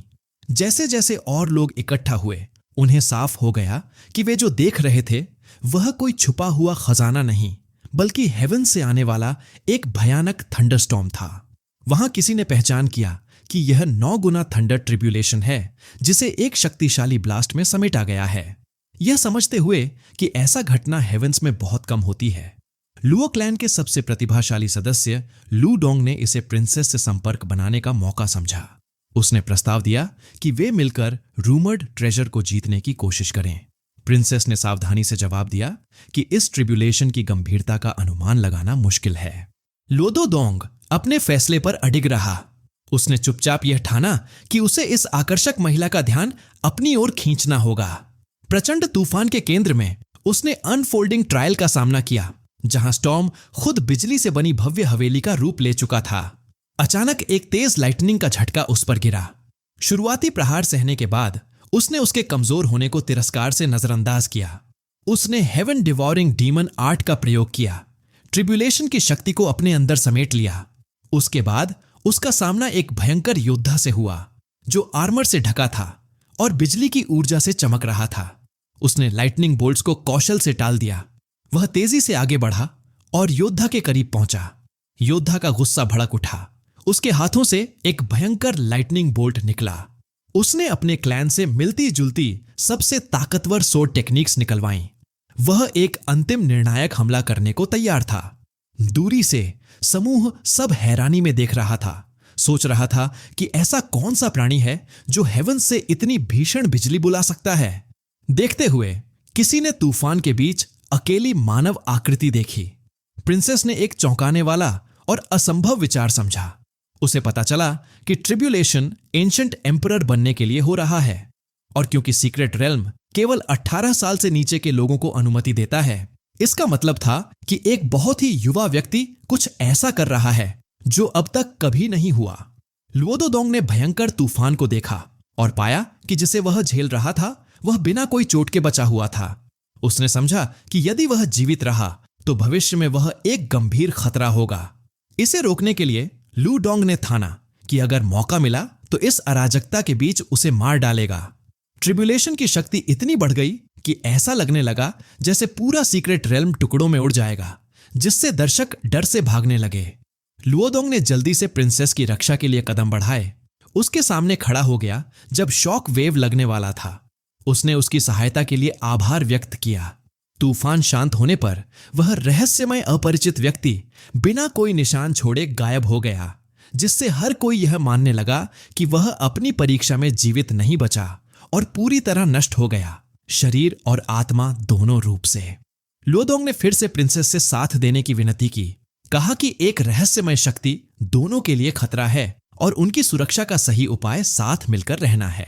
प्रिंसेस ने गरिमा के साथ उसका प्रस्ताव ठुकरा दिया, कहा कि उसने अपनी टीम पहले ही बना ली है। उसकी बातों में छुपे तंज के साथ उसने कहा कि उसकी ताकत उनकी छोटी टीम के लिए बहुत ज्यादा होगी। लुओदोंग इस ठुकराव से भड़क उठा, चुपचाप वादा किया कि वह केवल उसकी होगी और कोई भी उसके रास्ते में खड़ा नहीं हो पाएगा। प्रिंसेस उसकी आकर्षक उपस्थिति से प्रभावित हुई। वह लड़का चुपचाप बैठा था और सोच रहा था कि उसे अनजान मार्शल आर्ट सीखनी होंगी, क्योंकि क्लैन के मूव्स पर निर्भर रहने से लोग जल्दी ही उसकी असली पहचान जान लेंगे। प्रिंसेस उस युवा पुरुष की ओर चलने लगी, यह सुनिश्चित करते हुए कि उसे उसकी मौजूदगी का पता चले। उसकी आंखें फैल गईं जब उसने उसकी उपस्थिति महसूस की और तुरंत ही समझ गया कि वह डायनेस्टी से है। फिर भी उसे शक था कि शायद उसने अभी तक यह नहीं जाना कि वह कौन है। प्रिंसेस जोर से सोचने लगी कि क्या उसे उस पर कोई डर है। वह खुद को एक नए युवा के रूप में पेश करता है, प्रिंसेस की खूबसूरती की तारीफें करता हुआ।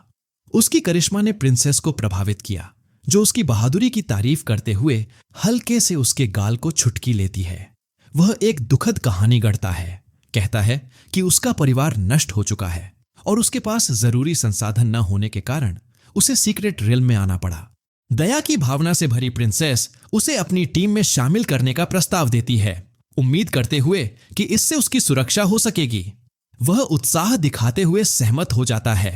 इसी बीच लुओदोंग का दिल उसके बारे में सोचते हुए गहरे रिजेंट से जल रहा था। वह गुस्से से भरा हुआ था, क्योंकि वह जानता था कि उसने प्रिंसेस के साथ अपने सावधानी से बनाई गई योजना को बाधित किया है। वह प्रिंसेस और उसके साथियों का पीछा करने लगा। थोड़ी ही देर बाद उसका सामना एक भयंकर भेड़िए से हुआ। उसने आसानी से वार को टाल दिया, जिससे प्रिंसेस उसकी शक्ति के अद्भुत प्रदर्शन देखकर चकित रह गई। उसे एहसास हुआ कि वह अपनी असली ताकत को रोक रहा है। उसी समय उसे स्पष्ट हो गया कि लुओदोंग उनके हर कदम को फॉलो कर रहा है। आखिरकार लुओदोंग ने प्रवेश किया, घोषणा की कि उसकी इस दुनिया में मौजूदगी का मकसद प्रिंसेस से जुड़ा है और उसने एक भयंकर आर्टिफैक्ट एंशिएंट ट्रैपिंग पर्ल निकाली। उसने उसके ऊपर अपनी शक्ति से जाल डाल दिया। इस बीच उसने भीतर ही भीतर आर्टिफैक्ट की ताकत को कम आंका। उसे उसकी कथित शक्ति से प्रभावित नहीं हुआ। लुओदोंग जोरदार हंसी में फूट पड़ा, खुलेआम अपनी लालसा व्यक्त करता रहा और प्रिंसेस की दुर्लभ 9 यिन फिजिक का जिक्र करता रहा। इस अनोखे गुण का उल्लेख तुरंत ही सबका ध्यान अपनी ओर खींच गया। उस शाम कैंप फायर के पास वह अपना नाटक जारी रखता रहा, बिग सिस्टर से डर जताते हुए अपने पास सोने की अनुमति मांगी। प्रिंसेस ने उसे प्लेफुल अंदाज में उकसाया, जानना चाहा कि जो व्यक्ति स्पिरिचुअल बीस्ट्स को हरा सकता है उसे कैसे डर लग सकता है। उसने सच में डरने का दावा किया, उसे कॉम्प्लीमेंट दिया, फिर गंभीरता से पूछता है कि क्या उसके पास कोई डाओ कंपेनियन है। प्रिंसेस उदास होकर बताती है कि उसे नहीं पता। वह अपने नाटक में लगा रहा, आश्चर्य करता रहा कि इतनी खूबसूरत और उच्च पद वाली प्रिंसेस के कोई एडमायरर क्यों नहीं है। प्रिंसेस ने बताया कि हर वह आदमी जो उसके करीब आता है लगता है कुछ पाने की इच्छा रखता है और उसके पीछे छुपे मोटिव्स होते हैं। जब उसने उसके इरादों के बारे में पूछा तो उसने अपना रहस्य साझा किया और पूछा क्या वह रेयर और अद्भुत 9 यिन बॉडी से परिचित है। उसने बताया कि इस यूनिक फिजिक्स से ड्यूअल कल्टीवेटर्स को बड़ा फायदा मिलता है, इसलिए कुख्यात सेक्ट्स ऐसे महिलाओं का शिकार करते हैं ताकि उन्हें अपने कल्टीवेशन के औजार के रूप में इस्तेमाल कर सकें। वह समझदार बनने का अभिनय करता है, अपने हाथ को गुस्से में मुट्ठी बनाकर दिखाता है और चुपचाप वादा करता है कि वह किसी भी बुरे इरादे वाले से प्रिंसेस की रक्षा करेगा। प्रिंसेस ने उसके चेहरे पर बच्चे जैसी जलन का एहसास किया और एक मधुर मुस्कान के साथ उसे आराम करने के लिए प्रोत्साहित किया। वे कैंप फायर की गर्म रोशनी के पास बैठ गए। उसे शक था कि लुओदोंग इलाके में अभी भी मौजूद है और करीब ही है। लगातार देखे जाने से फ्रस्ट्रेट होकर उसने सोचा कि अगर उसे शांति चाहिए तो उसे जल्दी से उस ट्रबलसम व्यक्ति से निपटना होगा। यह सोचकर वह कैंप छोड़कर निकल पड़ा। चिंता से भरी प्रिंसेस उसके पीछे चल पड़ी। उसने उसे एहसास दिलाया कि बेफिक्री दिखाकर अकेले बाहर नहीं जाना चाहिए। उसने माफी मांगी। लुओदोंग उसकी आंखों में जलन के साथ दिखा और दूसरों का निरीक्षण करने लगा। अचानक उसका सामना एक हमलावर से हुआ जो जोर से चिल्ला रहा था कि वह मौत को न्योता दे रहा है। वह शांतिपूर्वक उसका सामना करता है और बताता है कि वह उसके आने की उम्मीद कर रहा था। लुओदोंग ने प्रिंसेस पर एक एग्रेसिव स्ट्राइक डायरेक्टेड किया। वह आगे बढ़ी, दोनों के बीच खड़ी हो गई और लुओदोंग से उसका मकसद जानना चाहा। उसने एक काला भयंकर हंसी निकाली। वह अश्योर्ड किया कि जवाब समय आने पर पता चल जाएगा। प्रिंसेस ने पुरानी मिस्टिकल ट्रैपिंग पर्ल फेंकी। दोनों उसमें फंस गए और प्रिंसेस के चेहरे पर गुस्सा छा गया। उसने चेतावनी दी कि न वह और न उसकी डायनेस्टी उसकी हरकतों को बर्दाश्त करेगी और अगर वह युद्ध रोकना चाहता है तो तुरंत उन्हें आजाद कर दे। लुओदोंग उसकी धमकियों पर मुस्कुराया बिना किसी डर के और उसे कोशिश करने का आमंत्रण दिया। प्रिंसेस ने उसे चेतावनी दी कि उसे अपने फैसले पर पछताना पड़ सकता है। प्रिंसेस ने अपने परिवार के एंशिएंट रेस्क्यू सील का उपयोग करने की कोशिश की, उम्मीद की कि यह उसे बचाएगा, लेकिन पर्ल के भीतर सील फेल हो गया और टूट गया। लुओदोंग ने उसका मजाक उड़ाया, बताया कि यह पर्ल उसके पूर्वज जुआन ने खास तौर पर स्पेशल लॉज में महारत रखते हुए बनाया था। उसने समझाया कि यह पर्ल उन सब के लिए स्पिरिचुअल एनर्जी के उपयोग को रोकता है जो एंशिएंट एम्परर से कमजोर हैं, और उसने उसे बिना प्रतिरोध छोड़े हार मानने को कहा। स्थिति की गंभीरता समझते हुए प्रिंसेस ने जल्दी से एक रणनीति बनाई। वह करीब आई और धीरे से कहा कि वह एक स्पेशल टेक्निक इस्तेमाल करके उसे सीक्रेट रियल्म से बाहर निकलने में मदद करेगी। उसने निर्देश दिया कि जब वह आजाद हो जाए तो तुरंत उसकी डायनेस्टी के ट्रूप्स को बुलाना होगा। उसके योजना को लागू करने से पहले लुओदोंग ने भी अपनी फोकस बदली। उन्होंने तंज कसते हुए उस व्यक्ति का मजाक उड़ाया, उसे लुओ क्लैन का छोड़ा हुआ बच्चा बताते हुए जो 5 साल पहले था। प्रिंसेस असमंजस में भटक रही थी, लुओदोंग की बातों का मतलब समझने की कोशिश कर रही थी। वह शांति बनाए रखते हुए अपनी बात कही, 2 बातें साफ कर दी। उसने खुद को कुख्यात लुओ क्लैन से पूरी तरह अलग रखा और बहादुरी से अपनी असली पहचान बताई। फिर उसने तंज भरे लहजे में लुओदोंग से पूछा कि क्या वह सच में मानता है कि जीत पहले से ही उसकी है। लुओदोंग ने तिरस्कार भरी हंसी निकाली, उसकी बहादुरी का मजाक उड़ाया कि वह मौत के सामने इतना बड़ा बाजीगर है, और कठोरता से कहा कि वह अपनी क्लैन का बदला लेने के लिए मारने की ठानी है। पर्ल की भारी ताकत के बावजूद प्रिंसेस ने उसके प्रभाव का विरोध किया और उसने लुओदोंग को एक शर्मनाक डीमन कहा। अपने आप को फंसा हुआ समझते हुए उसने सोचा कि वह एक डिस्ट्रैक्शन बनकर लुओदोंग को समय दे सकती है ताकि वह मदद के लिए भाग सके। उसने उसका सुझाव अस्वीकार किया, कहा कि वह आराम करे क्योंकि उसके पास एक आसान समाधान है। वह जमीन से उठ खड़ा हुआ, सुनहरी चमक से घिरा हुआ। लुओदोंग हैरान रह गया, सोच रहा था कि वह पर्ल के अंदर रहते हुए भी स्पिरिचुअल एनर्जी का उपयोग कैसे कर सकता है। उसने आर्टिफैक्ट को तिरस्कार भरी नजर से देखा, उसका चेहरा तंज भरे मुंह बनाए। उसने उसे टूटे हुए मोती के रूप में बताया और एक तेज हाथ की हरकत से उस पर लगे प्रतिबंध को तोड़ दिया। वह अचानक लुओदोंग के सामने प्रकट हुआ, अपने व्यवहार से स्पष्ट करते हुए कि उसे कम आंका जाना पसंद नहीं, और फिर हल्के से अपनी उंगली से उसकी माथे पर टैप किया। इस नरम छूने से स्पिरिचुअल एनर्जी कम होने लगी। उसकी हड्डियां दर्दनाक तरीके से टूट गईं और वह जमीन पर गिर पड़ा। प्रिंसेस अनफोल्डिंग घटनाओं को देखते हुए डिसबिलीफ में फ्रोजन रही। लुओदोंग जमीन पर गिर पड़ा, पूरी तरह से पावरलेस, डेस्परेट चीख उठाई कि जो कुछ भी सामने है वह सच नहीं हो सकता। वह ऊपर खड़ा था, उसका लहजा तंज से भरपूर, सवाल करता हुआ कि क्या अब गिरा हुआ व्यक्ति समझ रहा है कि लुओ क्लैन के छोड़े हुए वंशज के पास कितनी ताकत है। लुओदोंग बेताबी से विनती करता है, वादा करता है कि अगर उसकी जान बचाई जाए तो वह इस घटना को गुप्त रखेगा। उसने इस प्रस्ताव को ठुकरा दिया, साफ कर दिया कि वह लुओ क्लैन से डरता नहीं। उसने घोषणा की कि वह स्वयं उनकी सामना करेगा जब तक वह वयस्क नहीं हो जाता, लेकिन फिलहाल वह एक चेतावनी के तौर पर छोटा भुगतान लेने वाला है। उसने स्पॉटी में सुनहरी ऊर्जा का चमकदार कोर भरा। लुओदोंग डर से कांपते हुए जानना चाहता है कि उसके साथ क्या किया गया है। वह साफ करता है कि उसे हिंसा की तलब नहीं है, याद करते हुए कि उसकी मां ने उसे कभी कंपैशन का महत्व सिखाया था। इस सबक के कारण उसने अपने विरोधी को एक मौका देने का फैसला किया। अगर वह आदमी 3 अगरबत्तियों के जलने के समय में अपने पूर्वज तक पहुंचकर अपना गोल्डन कोर हटा सके तो वह बच सकता है।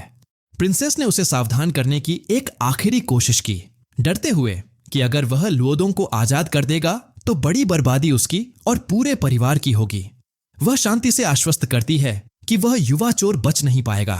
लुओदोंग भागते हुए बदले की कसम खाता हुआ जोर से चिल्लाता है और परिवार को तबाह करने की बात करता है। गहरी ठान के साथ वह चुपचाप वादा करता है कि वह उसके शरीर की हर हड्डी तोड़ देगा। दूसरा व्यक्ति शांतिपूर्वक 3 से उलटना शुरू करता है। जैसे ही वह गिनती पूरी करता है, दूर एक विस्फोट होता है। वह दंग प्रिंसेस की ओर देखता है और खिलखिलाते हुए मुस्कुराता है, अपने चेहरे से साफ दर्शाता है कि उसकी पहले की दया की बात सिर्फ मजाक थी। वह एक हल्की शरारत के साथ बताता है कि वह शायद ही कभी अपनी मां की बात सुनता है। सब कुछ होते देख प्रिंसेस सुनिश्चित हो जाती है कि उसके सामने वाला बच्चा सचमुच परिवार का दंतकथा वारिस है। उसके दिमाग में उसके पिता के उस पछतावे की यादें आती हैं जो उन्होंने सगाई खत्म करने पर जताया था, और वह सोचती है कि क्या यह मौका टूटे हुए रिश्ते को ठीक करने का समय हो सकता है। वे दोनों उस जगह गए जहां विस्फोट हुआ था। उसने डिवाइन चाइल्ड कहलाने की महत्ता कम कर दी, समझाते हुए कि जन्म से मिली उसकी शक्तिशाली कल्टीवेशन ने बस कुछ ध्यान आकर्षित किया है। प्रिंसेस ने उससे पूछा कि क्या वह वही था जिसने सीक्रेट रेल्म में तबाही मचाई थंडर ट्रिब्यूलेशन को शुरू किया था। वह शांति से स्वीकार करता है कि वह ही था जिसने ट्रिब्यूलेशन ट्रिगर किया था, और एक सांस छोड़ते हुए बताता है कि उसे उम्मीद नहीं थी कि एक रूटीन ट्रिब्यूलेशन जो एंशिएंट एम्परर रेल्म से ऊपर जाने के लिए होती है, इतना बड़ा हंगामा खड़ा कर देगी। वह थोड़ी लालसा के साथ बताता है कि अद्भुत क्षमताएं अक्सर हेवंस में ईर्ष्या जगाती हैं। प्रिंसेस उसकी ओर भयभीत होकर देखती है, उसकी ताकत और आत्मविश्वास की प्रशंसा करती है। उसके मन में वह एक दैवीय कथाओं के देवता की तरह प्रतीत होता है जो इंसानों के बीच कदम रख चुका है। वह नहीं रोक पाती कि वह सोचने लगे कि वह बड़ा होकर किस तरह का इंसान बनेगा। वह जल्दी खुद को इस सोच के लिए डांटती है। उसने उसकी चुप्पी को देखा और सोचा कि शायद कुछ उसे दुखी कर रहा है। उसने स्वीकार किया कि शुरुआत में उसने जानबूझकर उसे पास रखा ताकि वह उसे एक चारा बनाकर लुओदोंग को बाहर निकाल सके और हराए। वह शांति से उसे बताती है कि उसके मन में कोई नाराजगी या गिले शिकवे नहीं हैं, बल्कि उसे लगता है कि वह उसकी कृतज्ञता का हकदार है क्योंकि उसने एक छुपे हुए खतरे का पता लगाने में मदद की और उसे खत्म किया। उसका चेहरा नरम हो गया, राहत की भावना जाहिर हुई। बाद में समूह कैंप फायर के पास इकट्ठा हुआ। प्रिंसेस क्लैन के बेटे के बारे में अफवाहों पर सोचती है। पहले उसे शक था कि वह कोई लेजेंडरी एम्परर का पुनर्जन्म हो सकता है, लेकिन अब वह उन कहानियों को और ज्यादा विश्वास योग्य मानने लगी है। वह उसकी प्रतिभा, चतुराई और वाकपटुता से दंग रह गई, यह महसूस करते हुए कि शायद उसकी उम्र के बाकी किसी से उसकी तुलना नहीं हो सकती। वह अपनी सोच में डूब गई। वह फिर से अपने मासूम स्वभाव में लौट आई, सोचते हुए कि शायद आनंदमयी बिग सिस्टर शिया से शादी किसके भाग्य में होगी। यह बात उसे बेचैन करती है। वह उसकी अजीब बातों पर सवाल उठाने लगती है। जब उनकी बातचीत गंभीर हो गई तो उसने उसे चेतावनी दी, जोर देकर कहा कि वह लुओ क्लैन के मामले की गंभीरता को नहीं समझता। उसने स्पष्ट किया कि लुओदोंग उनके मुख्य रक्त साधन से है और इसलिए उनके पूर्वज इस विवाद को चुपचाप समाप्त नहीं होने देंगे। उसने उसे यह भी बतलाया कि उसके डायनेस्टी और लुओ क्लैन ने सीक्रेट रियल्म के बाहर उसके लिए जाल बिछाया है। उसने घमंड से इस खतरे को नकार दिया। वह आत्मविश्वास से दावा करता है कि वह केवल एक हथेली के वार से लुओ की जान ले सकता है। लेकिन प्रिंसेस उसकी हिम्मत पर सवाल उठाती है और चेतावनी देती है कि जब पूरा लुओ क्लैन उसके पीछे आएगा तो वह कैसे सामना करेगा। उसने बताया कि उस क्लैन में कई उच्च कौशल वाले लोग हैं। अपनी मदद के लिए उसने उसे अपने पिता से विरासत में मिला एक मिस्टिकल आर्टिफैक्ट दिया, एक शक्तिशाली वस्तु जो उसकी मौजूदगी को दूसरों से छिपा सकती थी। उसने उसे इसे स्वीकार करने के लिए कहा, यह बताते हुए कि उसने उसकी मदद की है और सुझाव दिया कि शक्तिशाली डायनेस्टी हमेशा उसके विरोध में नहीं होगी। उसने दिया गया उपहार स्वीकार किया, स्पष्टीकरण दिया कि वह कहां खड़ा है, जबकि वह उनकी व्यक्तिगत दोस्ती की कद्र करता है, पर वह उसके राज्य करने वाले परिवार के प्रति कोई लगाव महसूस नहीं करता। अंदर ही अंदर उसने खुद से वादा किया कि जनरल वुई को उसकी मां के अपमान और अपने क्लैन पर हुए अन्याय के लिए जवाबदेह ठहराएगा। अचानक मोड़ पर प्रिंसेस ने सुझाव दिया कि वू काय उसे दे दिया जाए। वह अचानक उसका सामना करता है और कड़ाई से पूछता है कि क्या उसके पास वास्तव में वुई सौंपने का अधिकार है। महिला ने सच्चे भाव से जवाब दिया कि उसके पिता को गुमराह किया गया था ताकि सगाई तोड़ने पर विचार करें और शांति स्थापित करने के लिए उसने दोनों वूकी का भाग्य और एक चमकता हुआ जेड पेंडेंट समझौते के रूप में प्रस्तुत किया। उस मजबूत और फायरी एनर्जी से भरे युवा ने, जो पैर क्रॉस किए बैठा था, बिग सिस्टर शाह को याद दिलाया कि उसने उसे एंशंट एम्परर रियल्म की शक्ति की ऊंचाई पर देखा है। ग्लोविंग पेंडेंट को चुपचाप थामे हुए उसने महिला को समझाया कि इसी वजह से वह मानती है कि वह ह्यूमन एम्परर को वुई छोड़ने के लिए मनाने के योग्य है। लेकिन युवा हताशा के साथ बताया कि उसके पिता ने कभी उसकी कद्र नहीं की और बाकी दुनिया उसे लू क्लैन का छोड़ा हुआ बच्चा मानती है जिसके टैलेंट पर शक है। गंभीर महिला ने दृढ़ता से कहा कि अन्य व्यक्ति को स्पष्ट करना चाहिए कि क्या वह उसके जेड पेंडेंट को ठुकरा रहा है, और यह कहा कि उनकी चिंता केवल वी के मामले तक सीमित है। उसका चेहरा दृढ़ निश्चयी था। उसने धीरे से प्रिंसेस के हाथ थामे और आश्वासन दिया कि महान शिया की सबसे बड़ी बेटी के तौर पर, जिनके हर कर्म पर नजर रखी जाती है, वह सुनिश्चित करेगा कि कोई भी उसकी पसंदों की निंदा या मजाक न उड़ा सके। उसने वादा किया कि उसका दोस्त उन कठिनाइयों का सामना कभी नहीं करेगा जो उसने खुद सहा है। वह आश्चर्यचकित हुई और थोड़ी शर्मिंदगी के साथ चुपचाप फ्रेंड का उल्लेख दोहराया, उसके अर्थों पर विचार करते हुए। दृढ़ निश्चय के साथ युवा ने सम्मानपूर्वक स्वीकार किया कि वह प्रस्ताव के पीछे की मंशा को समझता है, लेकिन कहा कि जेड पेंडेंट स्वीकार करना उसकी आत्मसम्मान के खिलाफ होगा, इसलिए उसने मजबूती से इसे मना कर दिया। उसने कहा कि वह दुनिया को अपने चुनाव की बुद्धिमत्ता दिखाएगा, तभी वह सम्मान के साथ पेंडेंट स्वीकार कर सकेगा। वह ठहर गई, कड़क स्वर में चेतावनी दी कि यौवन में वाक्पटुता और बहाने हो सकते हैं, पर असली चरित्र तब सिद्ध होता है जब शब्द निर्णायक कार्यों से मेल खाते हैं। दृढ़ निश्चय से भरा एमसी चमकदार आभा से घिरा हुआ खड़ा था और आत्मविश्वास से घोषणा की कि आज से जैंग वोंग का नाम महान शिया डिवाइन डायनेस्टी में गूंजेगा। ताकत और संकल्प के साथ उसने ग्लोविंग आर्टिफैक्ट को पकड़े हुए जप करना शुरू किया और मास्टर को आह्वान किया, उत्तर मिलने की उम्मीद में। मास्टर, जिसकी अभिव्यक्ति रिजाइंड लेकिन बुद्धिमान थी, ने धीरे से मुख्य पात्र को याद दिलाया कि जब वह आम समय में अक्सर भूली जाती है, तब केवल संकट के समय ही उसकी सुनसान मार्गदर्शिका की तलाश होती है। आंखों में दृढ़ता लिए युवा ने मास्टर से कहा कि उसे कम मत आंको और केवल एक चीज मांगी, उसकी मौजूदगी को दर्शाने वाला वह फ्लोटिंग क्रिस्टल जो उनके बीच उभरा था। दृढ़ युवा ने अपनी योजना बताई, कहा कि हालांकि उसने पहले ही लुओ क्लैन के जूनियर को मार डाला है जिसने उसे घायल किया था, अब उसका इरादा लू नाम के एक चौथे स्तर के एंशंट एम्परर को मारने का है, लेकिन चेतावनी दी कि ऐसा करने से ऑलमोस्ट निश्चित रूप से लुओ क्लैन का एक एंशंट सेज सामने आ जाएगा। एमसी ने अपनी मास्टर की एथीरियल छवि के सामने गहरी धारणा किए, जल्दी से उनसे निवेदन किया कि वे एक ऐसी फॉर्मेशन स्थापित करें जो लुओ क्लैन के एंशंट सेज से उनके बचाव के लिए एक अगरबत्ती जलने के समय तक सुरक्षा प्रदान करे, और विश्वास दिलाया कि उसके पास खुद का एस्केप प्लान है। आत्मविश्वासी मास्टर ने मुख्य पात्र को आश्वस्त किया कि जो डाओ का पीछा करते हैं उन्हें अपनी राह खुद चुननी होती है, और उन्होंने समर्थन का इरादा जताया। अडिग निश्चय के साथ युवा कल्टीवेटर पूर्णिमा के नीचे चमकदार आभा से घिरा हुआ अपने फेलो डाओइस्ट्स को प्रोत्साहित करता है, घोषणा करते हुए कि उसे केवल अपनी सारी शक्ति देना है। इस बीच जांग वंग ऊपर मंडराते हुए ऊर्जा के भंवर के साथ अपनी विशाल शक्ति के प्रदर्शन में नीचे सभी को गंभीर चेतावनी दी कि वह पूरी ताकत से सीक्रेट रेल्म को साफ करने वाला है और उनकी सुरक्षा की गारंटी नहीं दे सकता, जिससे समूह चिंता और तनाव के मिश्रण के साथ देखकर खड़ा हो गया।